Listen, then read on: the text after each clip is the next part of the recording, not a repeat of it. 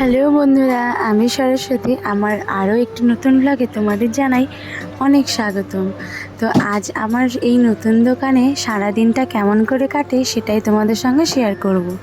তো সকাল থেকেই ভিডিওটা শুরু করছি। আজ ছিল শ্রাবণ মাসের শেষ সোমবার। সকাল সকাল স্নান পুজো সেরে নিয়ে মন্দিরে গিয়েছিলাম।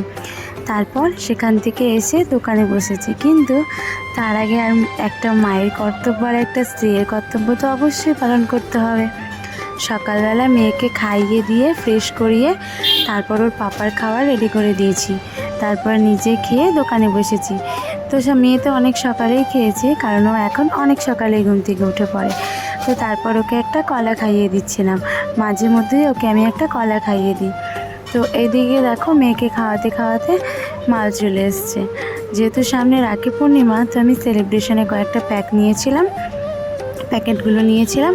আর এদিকে তো ডেয়ারি মিল্কের তোমার হচ্ছে ললিপপ, তারপর জেমস, এগুলো তো আছে 5 স্টার। তো সেইগুলোই এবার ক্যাডবেরি ফ্রিজটায় সুন্দর করে সাজিয়ে নিচ্ছি। তার আগে ছিল ব্রিটানিয়ার মাল, তো সেইগুলোও বিস্কুটগুলো খুব সুন্দর করে সাজিয়ে নিয়েছে। আর যেহেতু নতুন খুলেছি, তো এই ফার্স্ট ক্যাডবেরিটা উঠালাম। তো অল্প করেই উঠিয়েছি, আবার সামনের সপ্তাহে আরও বেশ কয়েকটা মাল তুলে নেব। আর এদিকে দেখো আমার পাশে কিন্তু আমার মা দাঁড়িয়েছিল। তো মায়ের সঙ্গে গল্প করতে করতে আমি আমার কাজগুলো সেরে নিচ্ছিলাম। আর আমার সঙ্গে আমার মা আছে বলে আমার কোনো কিছুতে টেনশন হয় না। মেয়েকে কখন স্নান করাতে হবে, কখন খাওয়াতে হবে, কি করতে হবে, সবটাই কিন্তু মা একাই সামলে নেয়। তারপর রান্না সব কিছুই তো মা ওই দিকটা সামলে নেয় বলে আমার কোনো অসুবিধেই হয় না। আর এইদিকে দেখো ঝমঝমিয়ে বৃষ্টি নেমে পড়েছে দুপুরবেলায়। তো আর কি, বৃষ্টি দেখতে দেখতে এখানে বসে বসে আমি দোকানের কিছু মালের লিস্ট করে নিচ্ছিলাম যে কি কি আনতে হবে। আর এইগুলো আমাকে আমার হাজবেন্ডই এনে দেয়। আমার আর এদিক ওদিক ছোটাছুটি করতে হয় না। বলেছিলাম না, ওর সাপোর্টে কিন্তু আজকে এত কিছু। আর এদিকে দেখো মা কাজ করতে করতে গ্যাসে যে দুধ বসিয়েছিল মা ভুলে গিয়েছে। তো যখন দেখেছে তখন দেখে দুধ একদম শুকিয়ে গিয়েছে। তো সেটাই একটু চিনি দিয়ে মেখে মা আমায় দিয়ে গেল। তো তারপর দেখো আমি আস্তে আস্তে দোকান এবার বন্ধ করে নেব।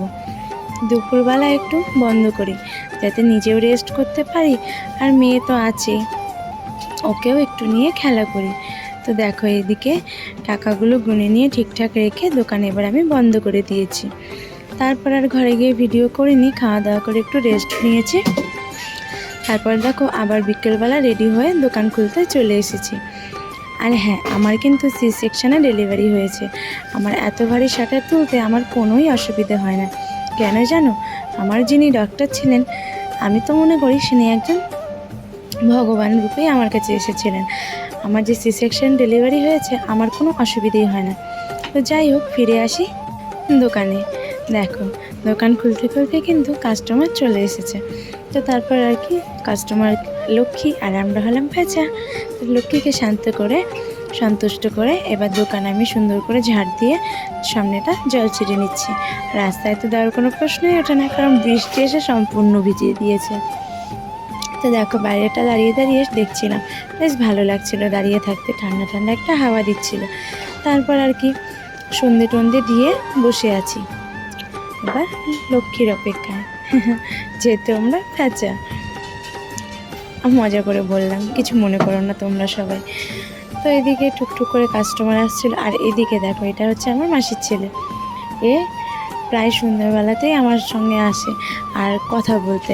আর যেদিন স্কুলে যায় না সেদিন তো প্রায় সারাদিন আমার এখানেই থাকে, ভাগ্নির সঙ্গে খেলা করে, আমার সঙ্গে গল্প করে। তো তারপরে দেখো সন্ধ্যাবেলা ও এসেছিলো, কিছু হিসেব মিলিয়ে নিয়ে এবার আমাকে কি এনে দিয়েছে দেখো, সিঙ্গারা। আজকে যেহেতু নিরামিষ ছিল, কী খাবো বুঝতে পারছিলাম না। তো ওকে বললাম আমার একটু সিঙ্গারা খেতে ইচ্ছে করছে, দেখো এনে দিয়ে ও চলে গেল। তারপর আমি একটু সস নিয়ে সাইডে বসে খেয়ে নিচ্ছিলাম। সামনেটা বসে খেতে কেমন একটা বিকট লাগছিল, যে খাবো এঠো একটা ব্যাপার। তাড়াতাড়ি করে খেয়ে নিয়ে হাত ধুয়ে আবার দোকানে বসে পড়েছি মেয়েকে নিয়ে।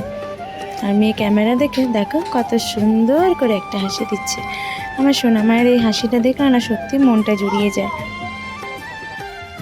আর একটা কথা তোমাদের সঙ্গে শেয়ার না করে পারছি না, এই যে নিজে আজকে একটা কিছু করতে পারছি, এর সত্যিই বলছি মজাটাই কিন্তু আলাদা।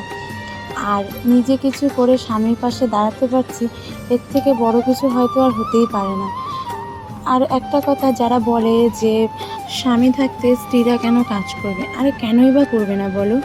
একটা সংসারে যদি স্বামী স্ত্রী দুজন মিলে সেই সংসারটা উন্নতি হয়, নিজেরা দুজন মিলে করলে পরে, তাহলে সেখানে একটা স্ত্রী নিজে কাজ করে নিজের স্বামীর পাশে দাঁড়াতে কেন পারবে না? তো যাই হোক, ওকে একটু চটকা মটকা করে, মানে একটু আদর করে, তারপরে দেখলাম আরে ওর কপালটা খালি খালি লাগছে। তো পরে মনে পড়লো ও স্নান করার পর খেয়ে দিয়ে ঘুমিয়ে পড়েছিল, ওকে আর কাজলের টিপটা পরানোই হয়নি। তো তারপরে একটু কাজলের টিপ পরিয়ে চুলটাকে ঠিক করে তারপরে দেখো নিয়ে এসেছি আমার পজিশনাকে। কি কিউট লাগছে না? তোমরা জানিয়ে তো আমার মেয়েকে কেমন লাগছে।